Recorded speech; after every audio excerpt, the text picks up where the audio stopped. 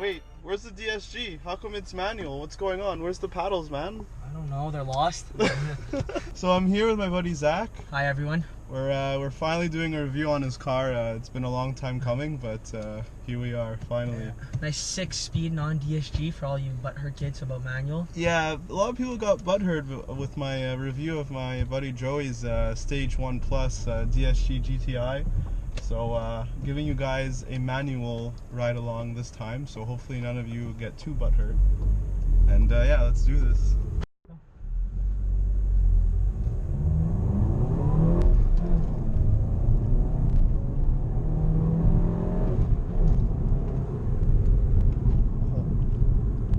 Yeah, I had DSG before pretty much, and it was fun and all, but it's not for me. They're great, they're fun. I had a Mark 6, which I know is completely different in the beat-up community from the Mark 7. They're great, like I said, but it's not my thing. I mean, I've driven DSG Mark 7s, they're fun, they're fast.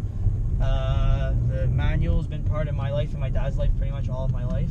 And yeah, it's pretty much more fun, feels more satisfying. If I run like if I can get the car into like a 14.5 in the manual, it'd be more satisfying than doing it with the DSG, to me at least. Well, compared to, he had like you said, Mark 6, and it's fun, but like it's lifeless. Yeah, you can tell that he's more, he's enjoying it more. Like you're actually one with the car, not letting the car do everything, you know. Other than that, yeah, the car's pretty much stock. I'm on 2-inch lowering spring, H&R lowering springs. It has a wrapped roof, a painted wing from the previous owner. It has the 19-inch Euro wheels, from my knowledge of what they're called. I don't know the actual name. Someone probably correct me out there. Yeah, it has the flush kit. It's 10 millimeters in the front spacers, and it has 15 in the back. And I could sit 4 comfortably if anyone's curious about the flush kit with the springs. I could have about 4 deep in here. Also, the car is pretty roomy. You can fit like I had to pick up a toolbox once in here, and it was fine. I don't scrape even 4 deep. The clutch can handle it too. You feel it actually a lot in the clutch, the weight. When you get a lot of weight in this car, you actually can feel it. Oh yeah? Yeah, it's really funny. Other than that, it's a great car. I mean, the clutch, the only thing with this car is the clutch, to me, is a little too soft, like for a performance car that cause it's a GTI. Yeah. And the turning radius is actually pretty garbage in these things, I'm not gonna lie. But yeah, the clutch is really like weird. I stall at travel sometimes. I stall. Like, I'm not gonna lie, I'm not gonna sugarcoat it. A lot of people freak out when they first feel the clutch, thinking it's gonna be like super stiff because, you know, the GTI is the performance of them all. Yeah. But yeah, other than that, it's really good. I mean, they're quick, they're fine. The gear ratios are a lot longer than my buddy's DSG Mark 7, like you guys saw here on his review channel. The gearing's a lot different, but it pulls pretty hard. I mean, I'd like to go Stage 1 Plus because even the manufacturing like stock clutch can handle it, from what I'm told from Unitronic. Okay.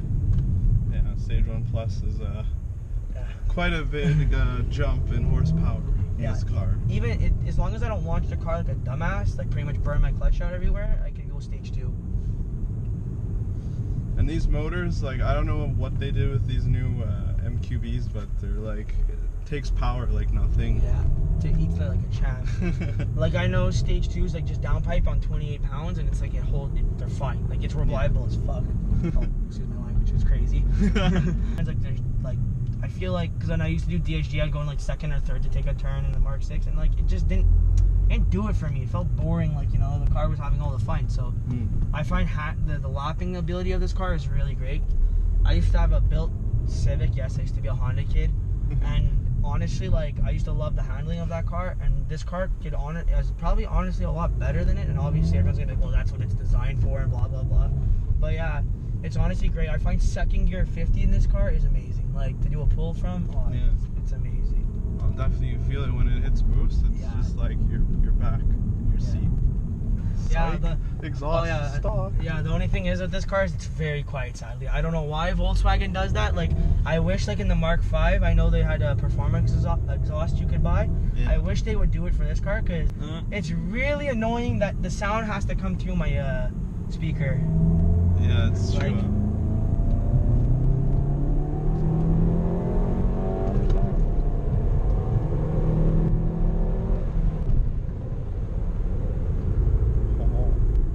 Brakes are pretty good too. Yeah, the stock brakes are amazing on this thing. All you're hearing now in my car, if you can hear the car at all, I highly doubt it. I be very impressed with the GoPro's mic.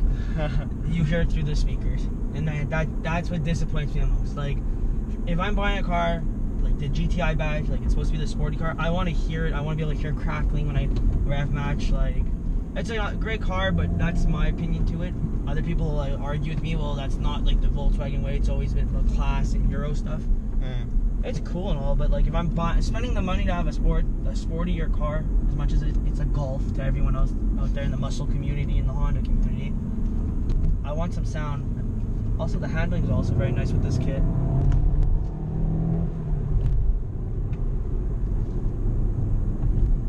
Yeah, for front-wheel drive, like I'm sure you don't get much torque steer either. Actually, like... the ass on these things love to come out. Oh yeah. It's very shocking.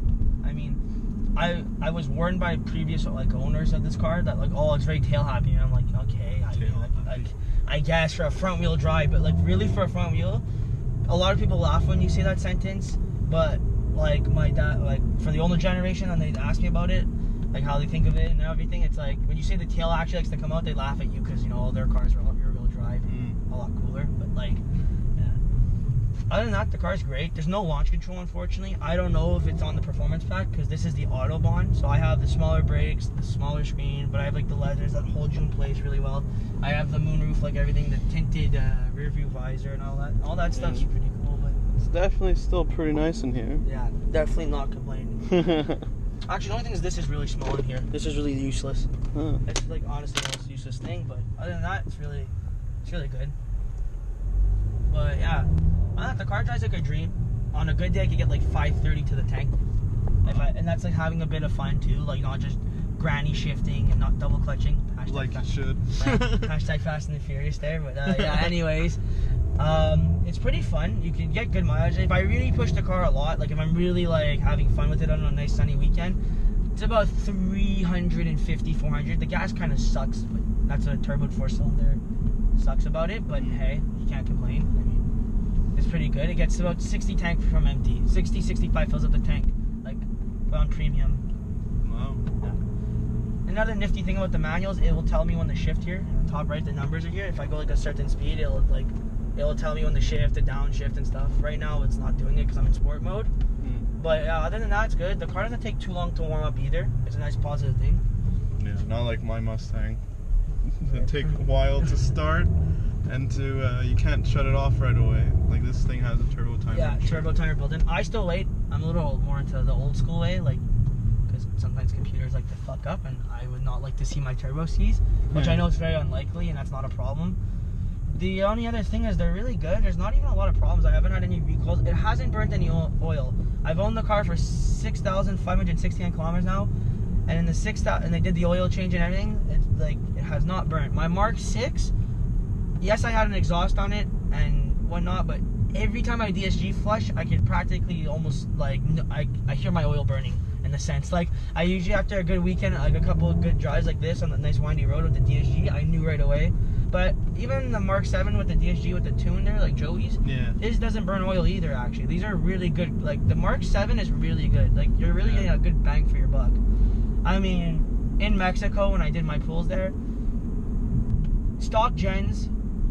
Second gens are 275 horsepower, I'm told. Yeah.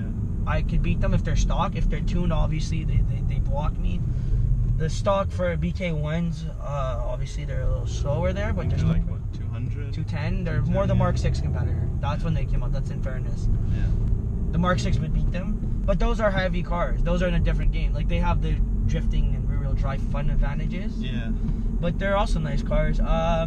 In my Mark 6, I raced a 2003 350 stock. I didn't know the owner. It was just like someone leaving at me. I was in front of him up to an undisclosure speed, I guess you could say. I don't want to say anything. Thing. Yeah, I didn't see my speedometer, let's just say.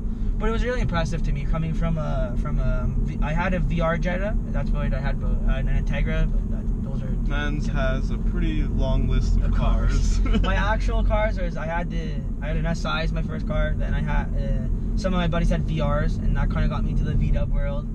And then my buddy got the Mark 7 eventually. That really got me into it. That's when I got the Mark 6. I sold my Integra, so I got tired of all the old cars acting up. I had a VR Jetta, but unfortunately the previous owner of that did not take care of it, and I really didn't know much. So I just was like, oh sick, I'm getting a VR, and it was pretty poor decision on my behalf. But other than that, yeah, the VW is great for like a casual daily. Like that's what I think with this car. Is like stage 2, you don't need more. Like guys that are building these cars, it's great to prove a point. Yeah. But to me, like if you want to have a good daily, like if you're planning on building a race car and you want a fun daily, like front wheel drive, good on gas, easy. I mean, the clutch is a little tricky, but it's pretty easy to drive. Like I'm pretty certain, like if you give a beginner this clutch, it wouldn't be too bad because this does have automatic brake assist, like hill assist. So like for 3.5 seconds, it holds. Like when I hold the clutch on the hill, it doesn't let me roll back, and it also it gives it a bit of gas. And not in sport. I don't think in sport mode it doesn't do it. I think the car's like in sport mode everything goes off. But you could VACOM the hill assist if you really wanted like old school and you really find that shit annoying. It doesn't hold the brake though. Like the minute you touch that clutch, like you give it gas, the brake it goes away. So there's no problem there. I know like in the newer Hondas they have you hold it, you click like the hold, and then I guess you click it again. I don't know how it works in that system. But yeah, me, I wouldn't buy a new SI, and I'm coming from a strong Honda loving background. Like that's what I had as my first couple cars, and I love them.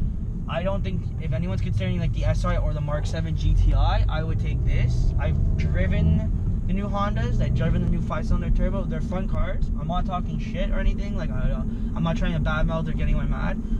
I just think that for the bang for the buck, Honda's trying to compete with them in VW's own division, and they're not staying true to themselves, and it's not good. I'm not saying like, oh, I'll put an NA that rides up to 9,000. I know they need to do luxury more, like to compete with stuff like this, but they're not at their home right now. I don't think they know exactly where they're heading, and that's why I chose the Mk7, because I did want a nice like an 8th gen SI, but the bang for the buck is really good on this car. I can't lie. Like what you're getting, I have sat nav, I have heated seats, the AC is great in here, the moonroof. Yeah, good interior, exterior, performance.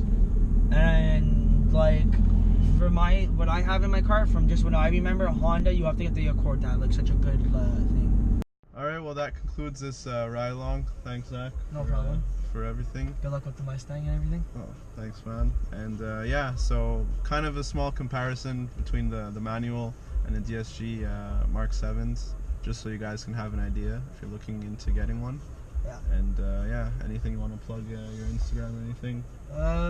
That white Mk7 GTI or something. And just a quick thing, you can't do second gear starts in this car. If anyone likes doing those second gear rolling starts, don't do it in this car.